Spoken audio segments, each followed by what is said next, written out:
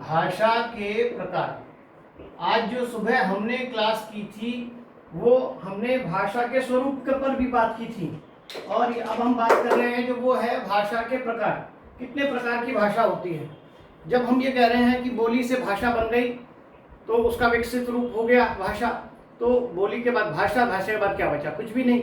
लेकिन होता क्या है, सबसे पहले व्यक्तिगत बोली होती है, यही विकसित होकर उपबोली बनती है, ये विकसित होकर फिर बोली बनती है, और फिर बोली विकसित होकर उपभाषा बनती है, और उपभाषा जाकर फिर भाषा बन जाती है। ये एक पूरा क्रम है बोली से भाषा बनने का। और फिर कोई भाषा, हिंदी की बात नहीं कर रहे, सिर्फ भाषा की बात कर रहे हैं, और फिर वो भाषा जो है अपने मुकाम पर पहुंच जाने के बाद यहाँ से इसके 4 रूप बन जाते हैं। एक उसका राजभाषा रूप, एक उसका राष्ट्रभाषा रूप, एक उसका मानक भाषा रूप, और एक उसका संपर्क भाषा रूप। ये 4 रूप बन जाते हैं इसके। यानी कोई भी भाषा जो है वो 4 नामों से पुकारी जाएगी। अब कोई कहेगा कि जब बोली भाषा बन गई है, मान लीजिए हिंदी ही है, तो हिंदी तो एक ही भाषा हुई, तो इसके ये अलग अलग नाम क्यों दे दिए गए? तो उसका कारण क्या है? जैसे मैं एक अकेला हूं, मेरा एक नाम है, लेकिन मेरा नाम और मेरी पहचान सिर्फ एक ही नहीं है। मैं घर में हूं तो पिता की भूमिका में भी हूं, पति की भूमिका में भी हूं, कॉलेज में हूं शिक्षक की भूमिका में हूं, दोस्तों के साथ हूं मित्र की भूमिका में हूं। यानी मैं जिस परिस्थिति में, जिस परिवेश में चला जाता हूं, वहां पर मेरा नाम, मेरा पद, मेरी पहचान बदल जाती है। ठीक वैसे ही कोई भाषा अगर राजकाज के काम में प्रयोग हो रही है तो वो उस समय उसका नाम हो जाता है राजभाषा। अगर वो राष्ट्र के लिए काम कर रही थी, दिखती है, तो उसका नाम हो जाता है राष्ट्रभाषा। और अगर वो मानकता से युक्त हो जाती है तो उसका नाम हो जाता है मानक भाषा। और इसी प्रकार अगर वो किसी संपर्क स्थापित करने की बात करती है तो वो बन जाती है संपर्क भाषा। इस प्रकार एक भाषा के अलग अलग नाम उसके प्रयोग के आधार पर, क्षेत्र के आधार पर हो जाते हैं। तो ये 4 भाषाएं हैं जिसे हमें समझना है। ठीक है, तो भाषा के प्रकार की बात हमने यहाँ पर इसलिए की थी। तो कोई पूछता है भाषा के मूलतः 4 रूप कौन से बने, तो ये हमारे पास दिखाई हमें देते हैं। अब 4 रूपों की हम बात करेंगे, चाहे वो हिंदी हो, चाहे कोई और भाषा हो, कोई भी भाषा के ये सब रूप आएंगे। वहीं पर हम ये देखेंगे कि जो बोली है उससे जब ये भाषा की ओर चलती है तो उस बोली में क्या गुण आने चाहिए जो भाषा बन जाए। तो उसके लिए मूलतः 2 गुण चाहिए। एक गुण कौन सा चाहिए? पहला गुण है प्रयोग बाहुल्य का गुण, और दूसरा गुण है व्याकरण सम्मतता का गुण। प्रयोग बाहुल्य का मतलब है जिसका प्रयोग ज्यादा से ज्यादा होगा। अब जिस बोली का प्रयोग ज्यादा से ज्यादा होगा उसका दायरा बढ़ेगा और वो भाषा के स्थिति पर बनने लगेगी। ठीक ऐसे ही जिसमें फिर व्याकरण लगेगा। बोली का कोई व्याकरण नहीं होता, बोली अनगढ़ है, इसलिए उसमें व्याकरण आने पर फिर वो जो है भाषा की ओर जाएगी। तो 2 मेजर गुण हैं, प्रयोग बाहुल्य और व्याकरण सम्मतता, जिसके कारण मानकता आदि आती है, तब बोली बनती है क्या? भाषा। तो ये 2 शब्द भी बड़े याद रखिए, आपसे जनरल क्वेश्चन में कहीं पूछे जा सकते हैं। अब बात करते हैं भाषा के प्रकार की, जिसमें सबसे पहले हम बात कर लेते हैं राष्ट्रभाषा की। कि ये राष्ट्रभाषा क्या है? क्या है ये राष्ट्रभाषा? तो राष्ट्र की भाषा, ये कहें राष्ट्र की भाषा। इसको समझने से पहले ये जान लें कि राष्ट्र क्या होता है। तो कुछ लोग सोचते हैं कि देश ही राष्ट्र है, उसी के लिए पर्याय के रूप में प्रयोग होता है। अगर ऐसा होता तो हम कहाँ रहते हैं? तो आंसर आता है भारत देश में, भारत राष्ट्र में नहीं आता है। और वहीं पर एक शब्द चलता है कि आपकी राष्ट्रीयता क्या है, तो हम कहते हैं भारतीय हैं हम। इसका मतलब देश और राष्ट्र में कुछ अंतर होगा। तो क्या अंतर है? देश वास्तव में क्या होता है, जब आप किसी मानचित्र पर कोई भूखंड देखते हैं बना हुआ, तो वो भूखंड जो है वो अपने आप में एक देश कहलाता है। यहाँ पर कुछ लोग रहते हैं, और जब इस भूखंड पर रहने वाले लोगों की भावनाएं इस भूखंड के लिए उत्सर्ग की भावना के रूप में बदल जाए, उत्सर्ग मतलब त्याग की भावना, उसके टुकड़े के लिए, उसके देश के लिए कोई कुछ कह दे तो वो मर बैठने के लिए तैयार हो जाए, वो भावना जो है वो राष्ट्रीय भावना कहलाती है। तो कि उसी भावना से कोई भी देश जो भूमि का टुकड़ा है वो अपने आप में क्या कहलाता है? राष्ट्र। इसलिए उसी देश को हम राष्ट्र की संज्ञा दे देते हैं। लेकिन हर व्यक्ति जो यहाँ रह रहा है, जरूरी नहीं कि उसके लिए देश और राष्ट्र दोनों एक हों। जैसे हम भारत में रहते हैं तो भारत मेरे लिए देश है, उसकी भूमि पर हम रहते हैं, और मेरी कोई राष्ट्रीयता पूछे तो मैं भारतीय कहूँगा। क्यों कहूँगा? क्योंकि मेरी भावनाएं भारत से जुड़ी हैं। लेकिन अगर कोई जापानी व्यक्ति यहाँ पढ़ने आया हुआ है तो उसका देश यहाँ पढ़ रहा है तो भारत देश है, क्योंकि इस भूमि पर है वो। लेकिन उसकी भावनाएं किससे जुड़ी हैं? जब उसकी नेशनैलिटी भरनी पड़ेगी उसे, तो वो नेशनैलिटी में कभी भारतीय नहीं भरेगा, वो जापानी भरेगा। ठीक है, ये समझ आया थोड़ा सा मामला कि राष्ट्र और देश में क्या अंतर है। इसीलिए जितने भी राष्ट्रीय पशु हैं, राष्ट्रीय चिन्ह है, राष्ट्रीय अस्मिता, सब चीज राष्ट्रीय है, देशीय कहीं पे भी नहीं है। राष्ट्रीय भाषा है, क्योंकि ये हमारी अस्मिता है, ये हमारी पहचान है। भाषा, ये इसकी बड़ी वैल्यू है। अब आप पूछें, जैसे राष्ट्रीय पक्षी है, तो राष्ट्रीय पक्षी का मतलब क्या हो गया कि राष्ट्र में ये हमारी पहचान के रूप में है। तो राष्ट्रभाषा की सबसे पहली क्वालिटी क्या है?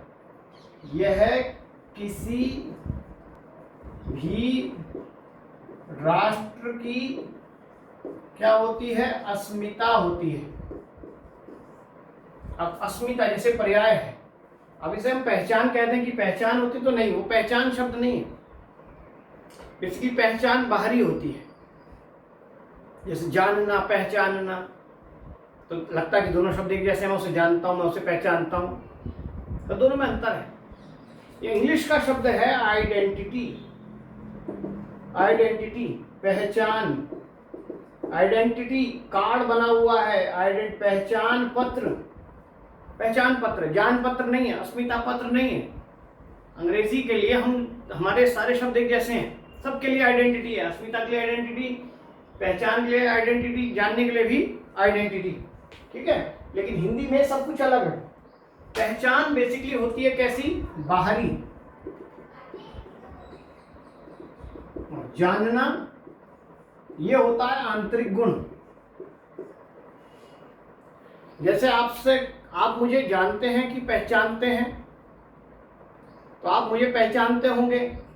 कोई मुझसे आपसे पूछेगा कि कौन से सर पढ़ाते हैं, मेरा नाम नहीं जानते होंगे तो मेरी आउटलुक बता देंगे, ऐसे दिखते हैं, ऐसे बोलते हैं, बाहरी पहचान बताएंगे आप। इसलिए आई कार्ड केवल आपकी फोटो देखकर बताता है ये यहाँ का स्टूडेंट है, पहचान पत्र है। और जब आप उस व्यक्ति के साथ रहते हैं, आप उसके गुण दोषों को जानने समझने लगते हैं इंटरनली, तब वो होता है जानना। और अस्मिता इन दोनों चीज से अलग है। अस्मिता का मतलब है हु एम आई, मेरा वजूद क्या है, मैं हूं क्या, वो है उसकी अस्मिता। जैसे आप विदेशियों की तरह कपड़े पहन लें, बाल रंगवा लें, तो आप विदेशी नहीं हो जाएंगे। बाहरी वेशभूषा से आपकी पहचान करके कोई आपको फॉरेनर नहीं कहेगा। कैसे कहेगा आपको कि आप इंडियन है? कैसे पता लग जाएगा? जैसे आप मुंह खोलेंगे, आपका कल्चर जो आपके अंदर है उसकी कुलाचे आपके अंदर भरेगा, और जैसे ही सामने आएगा तो पता लग जाएगा, तुरंत बोलेगा ओ आर यू इंडियन, आप पहचान लेंगे आप क्या भारतीय हैं। तो जानना अंदर है, पहचानना अलग, और अस्मिता इनसे और एक बड़ी चीज है। ठीक है, तो आप मुझे पहचानते हैं, कुछ समय क्लास पढ़ेंगे तो आप समझ जाएंगे, तो जानने भी लगेंगे, लेकिन मेरी अस्मिता क्या है ये एक अलग चीज है। ठीक है, तो अस्मिता भी अलग अलग स्तर पर अलग अलग होती है। जैसे कि स्त्री, अब स्त्री अलग अलग भूमिकाओं में, माँ की, बहन की, बेटी की, किसी किसी की भूमिका में है। और कई बार मान लो झगड़ा हो जाता है पति पत्नी में, और वो उसके अंदर से एक आवाज़ आती है। क्या आती है? आखिर मैं हूँ कौन, मेरा इस घर में है क्या, मेरी इस घर में औकात क्या है। ये औकात जो है वो वजूद है। तब उसे बोध होने लगता है। बोध हो कि मैं कौन हूँ, वो है अस्मिता। ठीक है, तो दार्शनिक शब्द है बेसिकली। तो राष्ट्र के संबंध में तो ये इसकी अस्मिता है। किसी भी देश की पहचान अगर बनेगी, वो किसी कपड़े से नहीं बनेगी, वो किसी खान पान से नहीं बनेगी, वो किससे बनेगी? वो बनेगी उसकी भाषा से।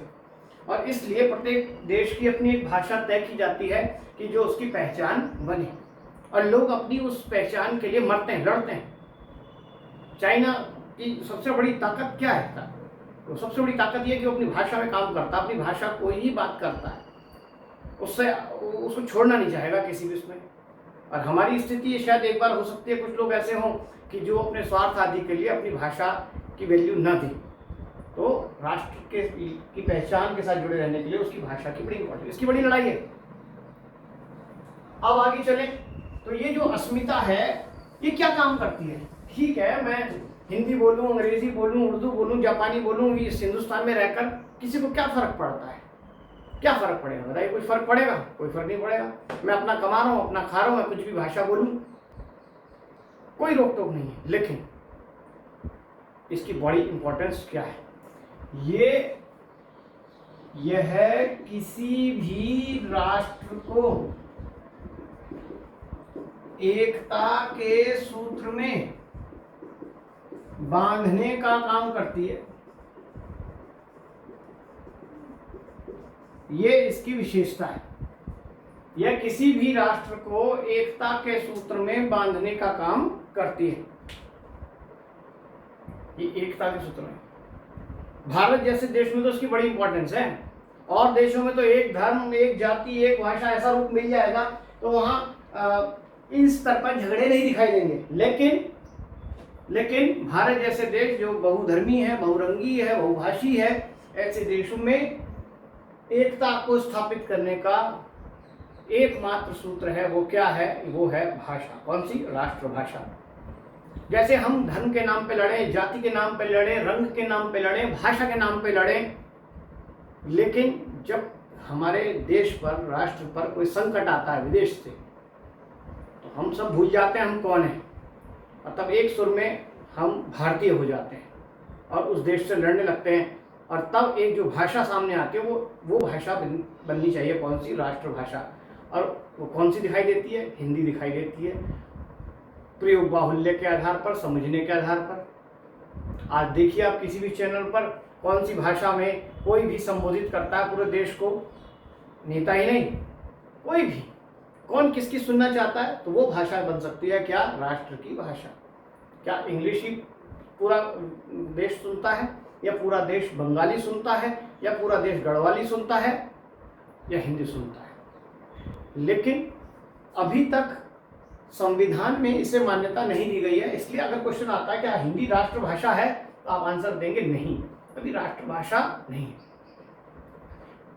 नॉर्थ से लेकर नॉर्थ ईस्ट तक सब ने लगभग राष्ट्रभाषा के रूप में हिंदी को स्वीकार लिया। सिर्फ साउथ के लोगों ने अभी से नहीं स्वीकारा है। उसके भी अपने कारण हैं। ये शुद्ध राजनीति का जो रूप चल रहा है उसका एक परिणाम है। इसलिए अभी तक हिंदी को राष्ट्रभाषा के रूप में घोषित नहीं किया गया संविधान में। ठीक है, तो हमारी राष्ट्रभाषा अभी नहीं है। हाँ, दिल से है लेकिन कागजों में नहीं है। इसकी महत्ता जानते थे, इसीलिए हिंदी की अगर हम बात करें, महात्मा गांधी ने राष्ट्रभाषा हिंदी को क्या नाम दिया था? हिंदुस्तानी नाम दिया।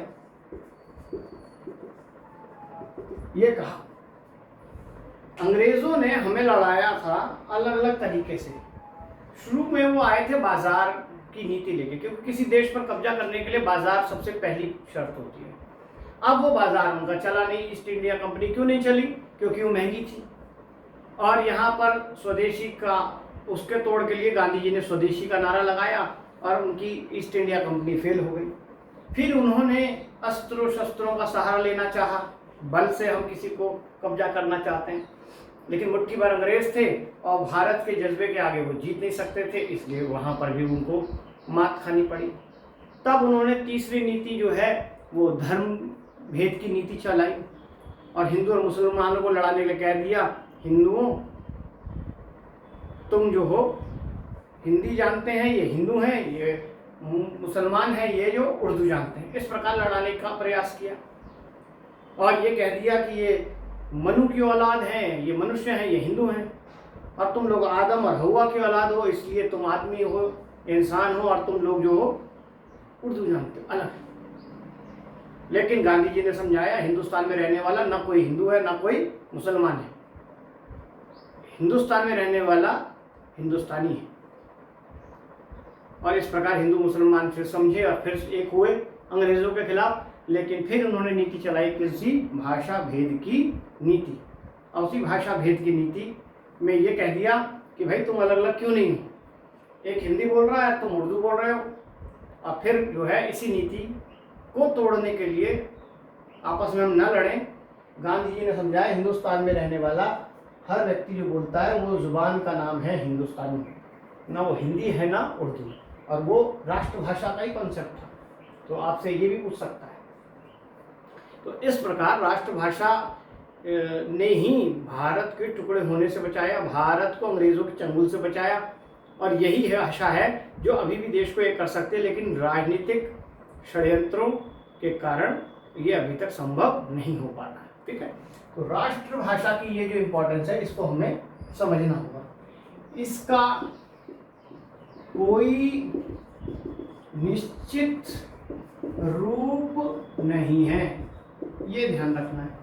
इस भाषा का निश्चित रूप नहीं है, जबकि भाषा बन गई तो उसमें व्याकरण सम्मतता आनी चाहिए, उसमें निश्चितता एक रूपता आनी चाहिए, लेकिन नहीं आई है, एक रूपता नहीं आई है। ठीक है, क्यों नहीं आई है?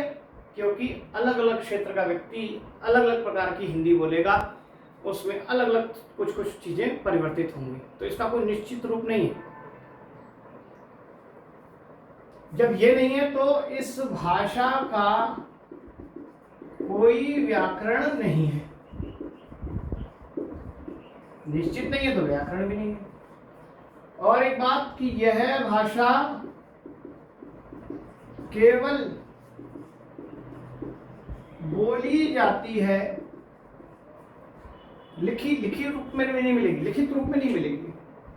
हम जिस राष्ट्रभाषा की बात कर रहे हैं वो लिखित रूप में है।